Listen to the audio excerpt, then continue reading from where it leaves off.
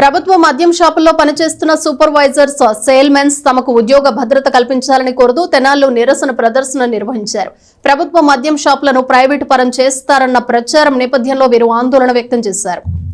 ప్రభుత్వ వైన్ షాపుల్లో పనిచేసే సేల్స్మెన్, సూపర్వైజర్లు గురువారం తెనాలి పట్టణంలో నిరసన ప్రదర్శన చేపట్టారు.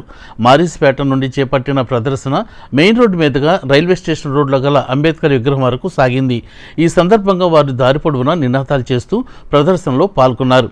అంబేద్కర్ విగ్రహానికి పూలమాలలు వేసి తమకు ఉద్యోగ భద్రత కల్పించాలంటూ నినాదాలు చేశారు. ప్రభుత్వం వైన్ షాపులను ప్రైవేటు పరం చేస్తారన్న ప్రచారంలో నేపథ్యంలో ఆందోళన చెందిన సేల్స్మెన్స్, సూపర్వైజర్లు ముఖ్యమంత్రి నారా చంద్రబాబు నాయుడికి, అలాగే డిప్యూటీ సీఎం పవన్ కళ్యాణ్కు తమ ఆవేదనను వెల్లడించారు.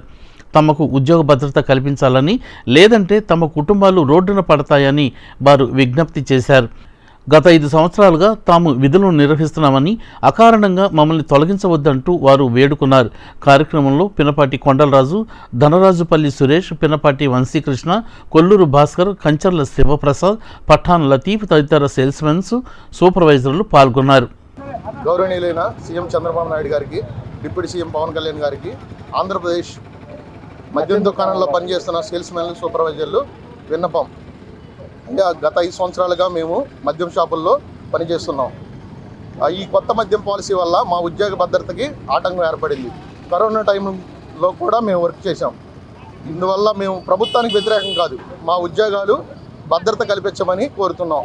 ఈ మద్యం పాలసీ వల్ల మా ఉద్యోగాలు తీసివేయబడతాయి కాబట్టి వేరే గవర్నమెంట్ అవుట్సోర్సింగ్ విభాగంలో అయినా మాకు ఉద్యోగ భద్రత కల్పించమని కోరడం అయినది.